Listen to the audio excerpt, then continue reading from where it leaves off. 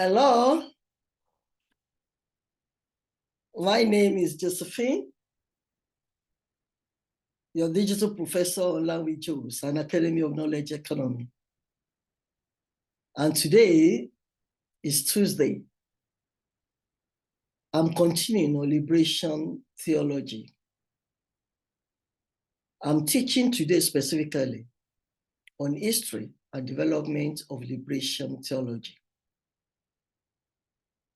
There are so many topics to cover under liberation and Black theology.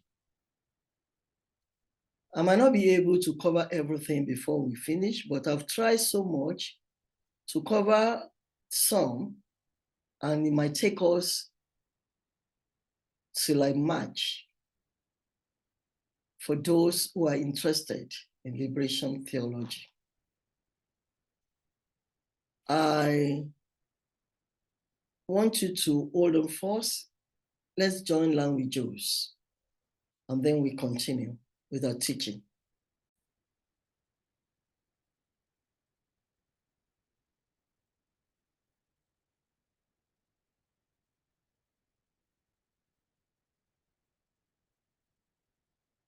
Yeah, I welcome you back. Like I said, today I'm teaching on history and development of liberation theology. I don't want to make my teaching so long that you get bored. And that's why I've tried to compact them and spread them, because I'm still going to talk about, we'll be talking about the one in Latin America, be talking about the one, liberation theology in the United States of America. I still like to talk about the South Africa Black theology. And that's why I said, throughout this February and March, we cover it and make sure we finish everything about liberation and Black theology and move on to another course. And if you're familiar with my channel, it's a knowledge academy. I like people to understand what I'm saying, because if I were in the classroom, definitely there will be bullet points where we put down for people to know specific topic to follow. And moreover, I have notes. There's nowhere I can, when I'm speaking about and recalling those notes with you. So on my slides, at least maybe the last slide or the two slides, I like to put the notes that I put within those slides. And there are ways you can get this thing done. You can either pause it to write them down yourself so that you can do further reading, or you can take your phone to take a snapshot of those reference, those notes, and use them as for yourself as references to read further in whatever I teach here. So just give me a second while I... All right. The development of Black liberationist thought. You know, I said we are talking about history and development of Black liberation theology, but specifically the development of Black liberationist thought. The founder of liberation theology is the Reverend James Cone. For those who are doing it as subject, I'm sure they know about James Cone. James Cone is the founder of Black liberation theology. And in an interview with Eric Gross, Cone explains the movement. This is an interview a long time ago. But Cone explained the movement, he said, which has its roots in 1960s civil rights activism and draws inspiration from the Reverend Martin Luther King Jr. and Malcolm X as mainly a theology that sees God as concerned with the poor and the weak. Cone also comments on controversial remarks made by the Reverend Jeremiah Orrit, Barack Obama's former minister, and a Black liberation theology proponent. In a now famous 2003 sermon, Orrit charged that ingrained abiding racism in American society is at fault for many African Americans' troubles. He thundered you know? No, not. God bless America. God damn America. That is in the Bible for killing innocent people. You can imagine in a sermon. Paul explains that at the core of Black liberation theology, in an effort in a white-dominated society in which Black has been defined as evil, to make the gospel relevant to the life and struggles of American Blacks and to help Black people learn to love themselves. It's an attempt, he says, to teach people how to be both unapologetically Black and Christian at the same time. Paul's books include the Black Theology and Power, God of the Oppressed, and Risk of Faith. Between 1517 and 1840, it is estimated that 20 million Blacks were captured in Africa, area America, and brutally enslaved. The experience of these Blacks and their descendants serves as the backdrop for understanding contemporary Black liberation theology. During slave trading, Blacks were crammed into ships like sardines into a can and brought across the Atlantic. Many died at sea from dysentery, smallpox, and other diseases. Some starved themselves to death, refusing to eat. Hot coals were applied to the lips to force the slaves to open their mouths to eat to prevent suicide. That source is in my note 1. Like I said, before showing the slide, I have some notes for you. And you'll find the last 2 slides of this contains those notes. Upon arriving on American shores, the slaves, men, women, and children, were forced to work from sunrise to sunset. Even old and ailing slaves were forced to work. So the brutality shown to the enslaved people is among the saddest chapters in American history. Black theologian Anthony Evans tells us Black women were raped at will by their masters at the threat of death, while their husbands could only look on. Families were separated as they were bought and sold like cattle. Note 2.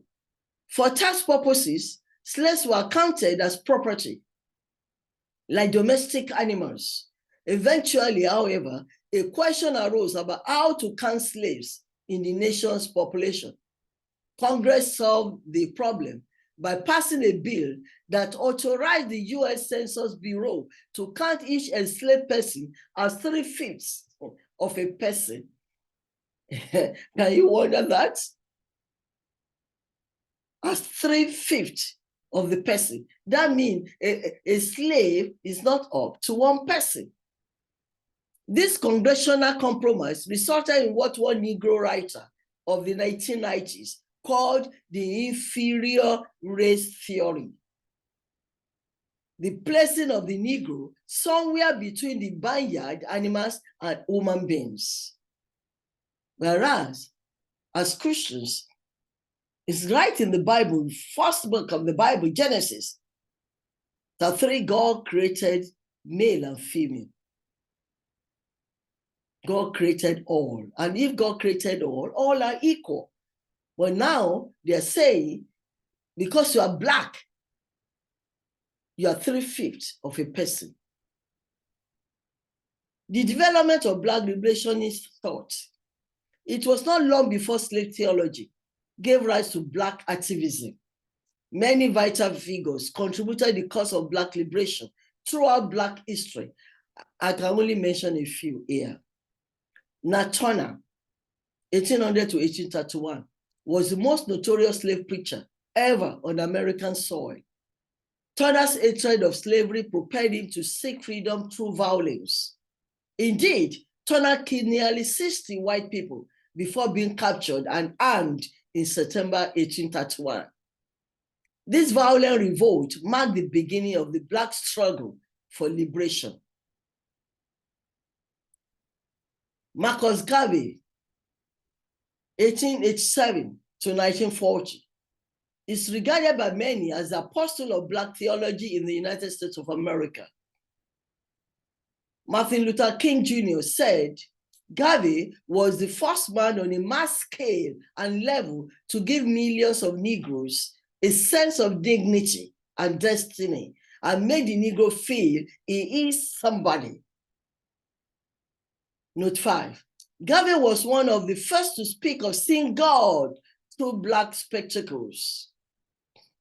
In his book, Jesus and the Disinherited, in 1949, Howard Thurman saw Black life parallel Jesus' lives because his poverty identified him with the poor masses. Thurman also noted that Jesus was a member of the minority group, the Jews, amid a larger and controlling dominant group, the Romans.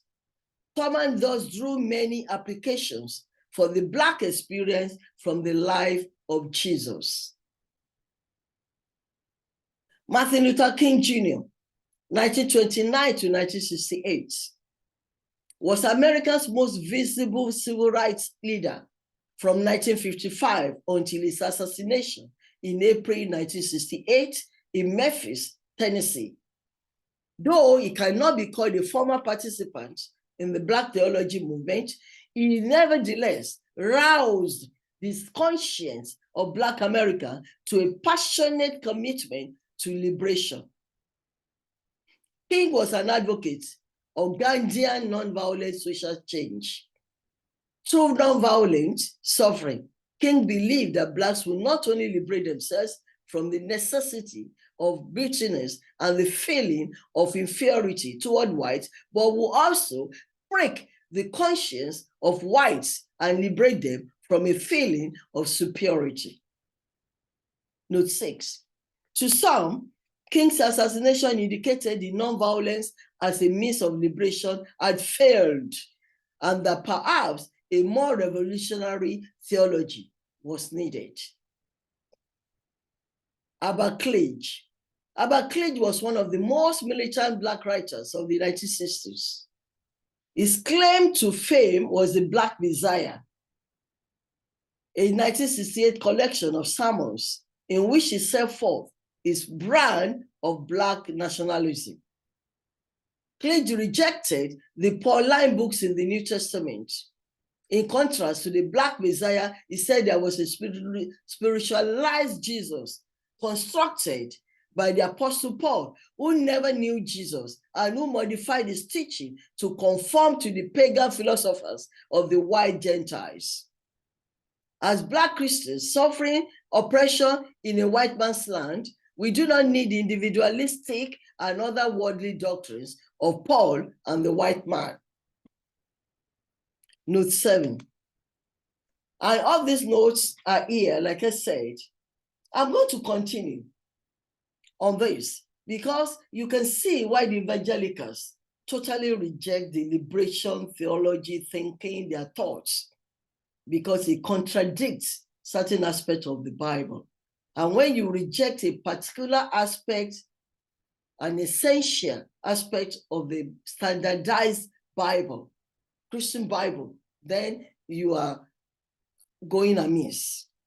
But these are the notes. I'm just giving it to you as it comes. All right, filter it out to understand. That's the history and development of liberation and Black theology. These are notes. Notes 1 on William Banks, Anthony Evans. 2, notes 3, James Wright. 4, Lindsay A. And then note 5 is quoted by Clay Drake. Okay, forward to Gaveism as a religious movement. Note 6, James Cone, Black Theology in American Religion. Note 7, Albert B. Clegg. And that's going to be the end of today's teaching. Join me on Friday for Friday Tonic on Learn with Joes, and next Tuesday, I'm going to continue also on liberation theology. I wish you well. Have a great week. Thank you.